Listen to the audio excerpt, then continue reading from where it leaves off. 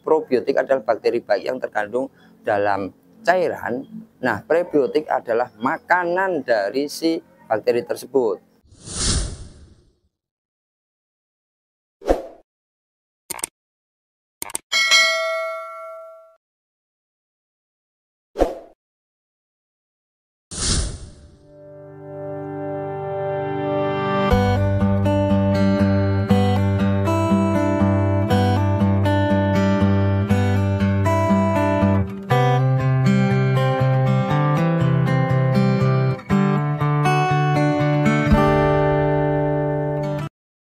Video ini saya buat untuk menyambung pertanyaan dari teman-teman kemarin ya. Saya sudah sediakan adalah molase.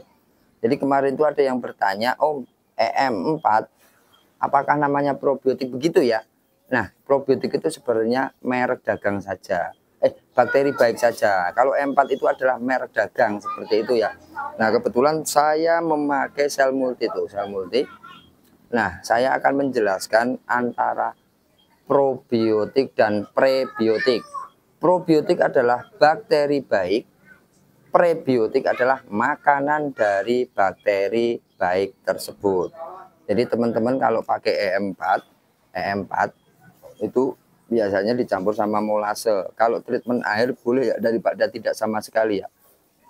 Kalau kolam 2x4 misalkan ya, probiotiknya E4 ini 5 tutup, ini 1:1. Molasenya ada 5 tutup, artinya 1:1 ya. Probiotik 5, molase 5, ditunggu 7 hari. Nah, itu fungsi daripada si prebiotik adalah ketika kita mengkultur atau mentreatment atau memfermentasi si bakteri tersebut di kolam selama 7 hari, bakteri probiotik yang berbasisnya lactobacillus yang terdapat dari merek E4 itu berkembang biak dengan bagus di kolam. Selama 7 hari ketika dia berkembang biak menjadi banyak, itu nanti ketika penebaran bibit dia akan membantu yang namanya proses nitrifikasi amonia atau proses di mana bakteri baik itu memakan fases, memakan kotoran ikan yang berupa amonianya, tapi padatannya tidak bisa ya. Makanya ketika saya share setiap kali di situ adalah pertama, ketika treatment air itu susulannya adalah perawatan air harian, perawatan air mingguan ya. Probiotik treatment air itu berfungsi untuk mengurangi kadar amonia yang berasal dari fases ikan itu, tapi padatannya tidak bisa. Beda sama kolam tanah. Kalau kolam tanah padatan itu menjadi di bawah, dia akan menjadi lumpur seperti itu. Nah, saya akan menjelaskan di sini. Di sini ada probiotik sama prebiotik ya. Nah, kalau pakan saya memakai basicnya adalah asam amino ya. Asam amino ini nanti dicampur sama prebiotik atau molase ini satu tutup dicampur dengan 1 botol aqua besar atau 1,5 liter air nanti buat fermentasi pakan. Tapi kalau bakteri air, nah nanti campurannya 5:5 atau 1:1 ya. 5 tutup banding 5 tutup artinya 1:1. Nanti ditunggu selama 7 hari baru tebar ikan. Nah, ada 2 kriteria bakteri dalam probiotik itu adalah bagus buat air dan bagus buat pakan. Nanti teman-teman jangan salah ya, di video saya sebelumnya saya sudah terangkan, saya hanya menjelaskan fungsi dari prebiotik. Prebiotik ini memperbanyak bakteri yang ada di botol-botol ini.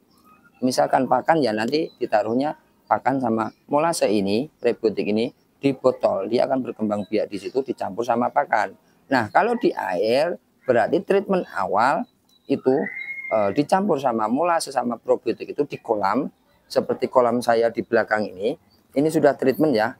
Tapi treatment saya tidak memakai molase, tapi teman-teman kalau pakai probiotik sel multi sama molase tidak apa-apa 7 hari.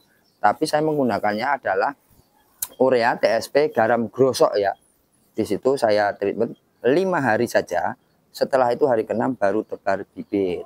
Jadi itu penjelasannya mengenai probiotik dan prebiotik. Saya jelaskan sekali lagi, probiotik adalah bakteri baik yang terkandung dalam cairan. Nah, prebiotik adalah makanan dari si bakteri tersebut. Nah, ketika bakteri baik itu mendapatkan makanan, dia akan berkembang biak ya. Berkembang biak di kolam. Nah, ketika berkembang biak di kolam banyak, 7 hari harus masuk, 5 hari harus masuk. Ketika ikan masuk, di situ timbullah pemberian pakan. Pemberian pakan nanti timbullah yang namanya kotoran ikan. Nah, kotoran ikan itulah yang menjadi makanan bakteri tersebut. Setelah molasenya habis dimakan, menjadi berkembang biak menjadi banyak. Nah, gantian yang namanya amonia atau namanya fase ikan itu bakteri-bakteri baik itu akan memakannya. Seperti itu proses yang ada di kolam ya. Sama seperti proses di kolam 3 ini.